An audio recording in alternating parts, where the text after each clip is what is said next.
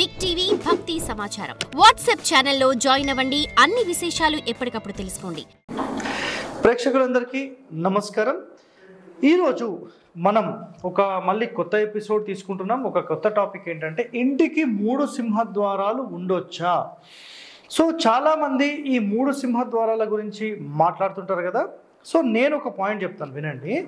ఇక్కడ అంటే ఈ కాన్సెప్ట్ చెప్పే బిఫోర్ గత ఎపిసోడ్స్లో మనం ప్రధాన ద్వారము, ఆ ద్వారానికి సంబంధించిన నియమాలు ఏంటి, ఆపోజిట్లో పిల్లర్ ఉంటే ఏం జరుగుతుంది, సంపు ఉంటే ఏం జరుగుతుంది, తొట్లు ఉంటే ఏం జరుగుతాయి, ఇవన్నీ ఎంతో డిస్కస్ చేసాం. సో మీరు నిజంగా వాస్తు నేర్చుకుందామనే ఒక కాన్సెప్ట్, ఒక లక్ష్యంతో ఉంటే మీరు గత వీడియోస్ అంటే మన యొక్క టోటల్ వీడియోస్ అనేవి వాస్తుకి సంబంధించిన అన్నీ కూడా మీరు చూడండి. మీరు ఒక ప్రొఫెషనల్ లాగా తయారవుతారు. ఓకే, సో నెక్స్ట్ ఇక్కడ మన కాన్సెప్ట్ ఏంటంటే 3 సింహద్వారాలు అసలు ఉండొచ్చా అనేది ఒక ప్రశ్న వేస్తున్నారు. సో 3 సింహద్వారాలు అనేవి ఉండొచ్చు, ప్రాబ్లం ఏం లేదు. కానీ ఎట్లా ఉండొచ్చు? ఒక ఇంటి నిర్మాణం, జస్ట్ ఇది ఇల్లే అనుకుందాం, ఇంకా కాంపౌండ్ అనేది మాట్లాడాను నేను.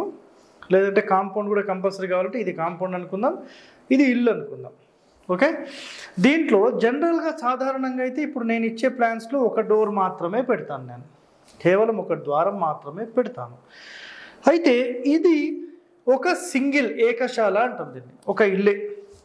సో ఇప్పుడు కొత్తగా మనకు ప్రాబ్లమ్స్ ఎక్కడ వస్తున్నాయంటే, సార్ మేము ఇల్లు తీసుకున్నాము కానీ మా పరిస్థితి ఏంటంటే మేము ఖచ్చితంగా రెంట్లకు ఇచ్చి వచ్చిన రెంట్తోనే మేము ఈఎంఐ కట్టాలి సార్. సో మా పరిస్థితి అది సార్, కొంచెం అర్థం చేసుకోండి, మాకు తగ్గట్టుగా ప్లాన్ ఇవ్వండి సార్ అంటారు. ఇలాంటి వాళ్ళ కోసం మేము ఏం చేస్తామంటే కేవలం దీన్ని సెంటర్ అలైన్మెంట్ కాకుండా 2 భాగాలు చేస్తాం.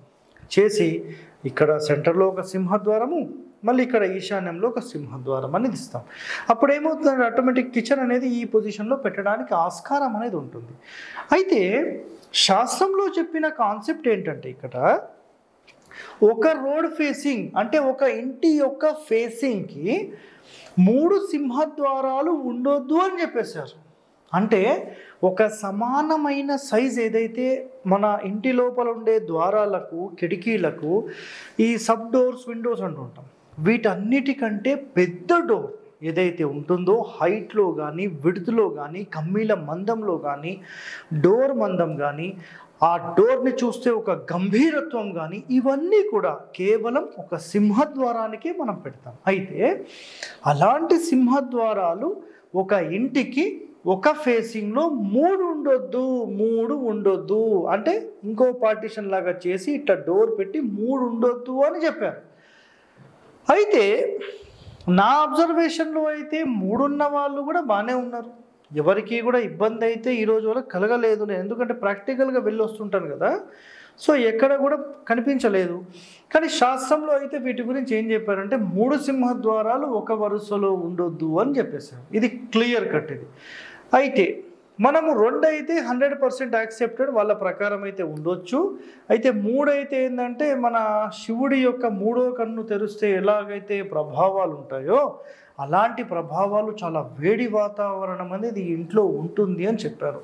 సరే, ప్రస్తుతానికైతే యాక్సెప్ట్ చేసి మనం 2 అనుకుందాం. మరి మేము 3 పెట్టుకోవాలంటే ఎలా సార్ అని ఒక ప్రశ్న వేస్తే, వీటిని ఈ వెనక భాగం అంటే ఉత్తరం భాగంలో ఇంకొక డోర్ పెట్టుకుంటే యాక్సెప్టెడ్. ఎందుకంటే ఈ పోర్షన్ వేరే అవుతుంది, ఈ పోర్షన్ వేరే అవుతుంది, ఈ పోర్షన్ వేరే అవుతుంది. ఈ విధంగా మనం 3 అనేది 100% పెట్టుకోవచ్చు. అయితే ఒక వరుసలో 3 ద్వారాలు పెడితే ఏం జరుగుతుంది?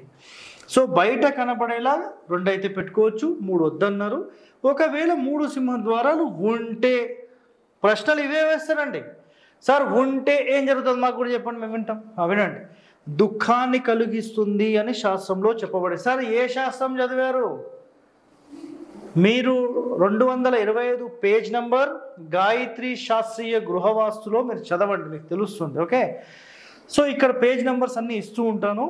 సో దుఃఖము, రోగము, ధార, పుత్ర వినాశనము. సో ఇక్కడ పుత్ర వినాశనానికి సంబంధించి దుఃఖం ఉంటుందని చెప్పారు, రోగాలు ఉంటాయని చెప్పారు. సో ఎట్టి పరిస్థితుల్లో 3 ఉండొద్దు. ఒకవేళ ఇది ఎక్కడ చెప్పారు? కేవలం ముందు మాత్రం, అంటే ఒక సైడ్లో ఏదైనా ఒక సైడ్లో, ఒక సైడ్ మాత్రం 1 సైడ్లో పెట్టొద్దని చెప్పారు. నెక్స్ట్ ఈ లెక్క మనకేంటంటే టోటల్ ఈ ఫ్రంట్ ఫేసింగ్కి సంబంధించినంత వరకు మాత్రమే ఇది చెప్పడం జరిగింది. సార్ ఇక్కడ ఇంకో డౌట్ వస్తుంది చాలామందికి, మరి 3 ద్వారాల గురించి మనం మాట్లాడినప్పుడు ఒక చిన్న ప్లాన్ చూపిస్తాను మీకు. మరి ఇలా 3 ద్వారాలు ఉండొచ్చా అనేది ఇంకొకరికి ప్రశ్న రావచ్చు. సో ఇది ఒక ఇల్లు అనుకుందాం. సో ఇది మెయిన్ డోర్, మళ్ళీ ఇంకో డోర్. సార్ మనకు 3 ద్వారాలు ఒక వరుసలో ఉండొచ్చా అనే ప్రశ్న కూడా వస్తుంది కదా. సో అది కూడా ఇక్కడ క్లారిటీ ఇచ్చేస్తాను. యాక్చువల్లీ ఇక్కడ ఏమవుతుందంటే చూడండి అండి, 3 ద్వారాలు అనేవి 100% ఒక వరుసలో ఉండొచ్చు. బట్ కండిషన్ ఏంటంటే, ఇక్కడ కండిషన్ ఏమి చెప్పబడింది అంటే, ఇంటికి సంబంధించి ఈ మూల నుంచి ఈ మూల నుంచి ఇక్కడ అంటే 4 సెంటర్స్ 4 కార్నర్స్ కలిసే ఈ చోట, అంటే బ్రహ్మస్థానమైన ఈ చోట మీరు ఇట్లా గోడ కట్టి ఇక్కడ డోర్ పెట్టవద్దు. ఆ కమ్మీలు భూగర్భంలో బ్రహ్మస్థానంలో గుచ్చుకోవడం వల్ల ఇబ్బంది అవుతుంది అని పాయింట్ చెప్పారు. మీరేం చేయొచ్చు, కొంచెం పైన కట్టుకొని ఇలా డోర్ పెడితే క్లియర్, చాలా సింపుల్. ఇదైతే నాట్ యాక్సెప్టెడ్, ఇదైతే యాక్సెప్టెడ్. సో 3 ద్వారాలు ఒక ఫేసింగ్ ఉండొచ్చా, 3 ద్వారాలు ఒక వరుసలో ఉండొచ్చా? సో ఇక్కడ నేను 3 ద్వారాలకు సంబంధించిన ఎన్నో ప్లాన్లు మీకు చూపించాను. సో చాలామందికి ఏంటంటే అవన్నీ కన్ఫ్యూజన్స్ ఉంటున్నాయి. మీరు ఏం కన్ఫ్యూజ్ కాకండి. శాస్త్రంలో ఎట్లా చెప్పారో దాన్ని ఎలా ఇంప్లిమెంట్ చేయాలో చాలామందికి ఐడియా లేదు. లేక ఇవన్నీ ఏదో మన ప్రేక్షకులను ఏంటంటే కన్ఫ్యూజ్ చేయడం కోసము ఏదో వీడియోలు చేస్తూ ఉంటారు. సో అవన్నీ మీరు భయపడకండి. ఇంకో మాట ఇక్కడ చూడండి, అసలు ఈ డోర్లకు సంబంధించిన లెక్క అనేది ఎట్లా చేయాలి అని ఒక ప్రశ్న వస్తుంది.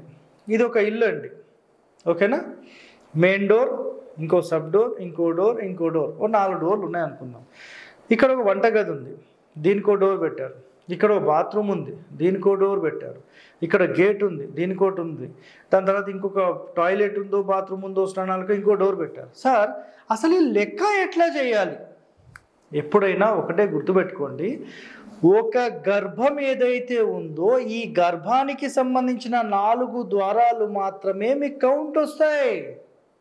ఈ బాత్రూమ్ దీనికి కౌంట్ రాదు, ఈ స్నానాల గది దీనికి కౌంట్ రాదు, ఈ వంటగది దీనికి కౌంట్ రాదు, ఈ గేట్ దీనికి కౌంట్ రాదు. కేవలం ఒక గర్భమే మీరు చూసుకోండి, ఇవన్నీ చూసుకోవాల్సిన పని లేదు. మీకు ఇది అర్థం కావడం లేదు.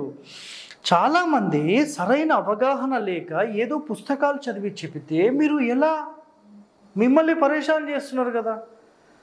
నిజంగా శాస్త్రంలోని అనుభవం ఇవన్నీ తీసుకుంటేనే అప్పుడు మీకు క్లారిటీ వస్తుంది, లేకపోతే రాదండి. ఇది అసలు సింహద్వారం అంటే ఏంటి?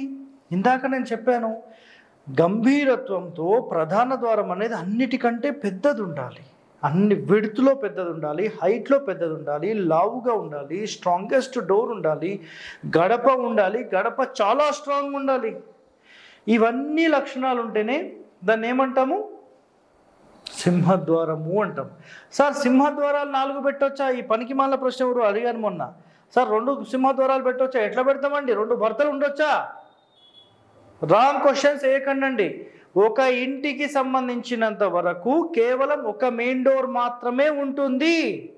ఒక పోర్షన్ డివైడ్ చేసినప్పుడు కూడా మీరు సబ్ డోరే పెట్టాలి. మెయిన్ డోర్ పెట్టాం, ఒక ఇంటికి ఒకటే సింహద్వారం. 4 అంతస్తులు పెట్టినా ఒకటే సింహద్వారం. ఇది గుర్తుపెట్టుకోండి.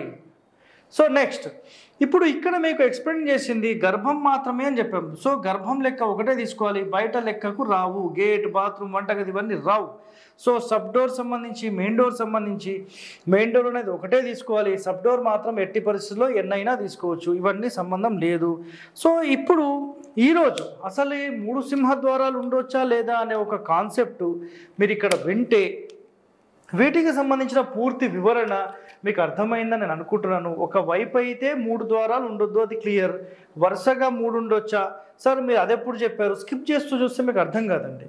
మీరు నిదానంగా ప్రశాంతంగా టైం తీసుకొని ఒక 8-10 నిమిషాలు ఒక్కొక్క వీడియో మీరు నిజంగా ఇవన్నీ తెలుసుకుంటే మీరు ఒక 6 నెలల సంవత్సరంలో వాస్తులో ఒక ప్రొఫెషనల్లోకి వెళ్తారు. మన భారతీయ సనాతన ధర్మంలో మహర్షులు ఒక ఇంటి నిర్మాణానికి సంబంధించిన ఎన్నో నియమాలు మనకు చెప్పారు. సో మన ఛానల్ త్రూ ప్రతిరోజు ఒక ఎపిసోడ్, ఒక సీక్రెట్ మనం అందరము తెలుసుకుందాం. సో ఇలాంటి మరిన్ని రహస్యాలు మీరు తెలుసుకోవడానికి మన ఛానల్ని సబ్స్క్రైబ్ చేయండి, లైక్ చేయండి, గంట బొమ్మను కూడా యాక్టివేట్ చేయండి. Thank you. నమస్కారం అండి. For more videos like this, subscribe Big TV channel.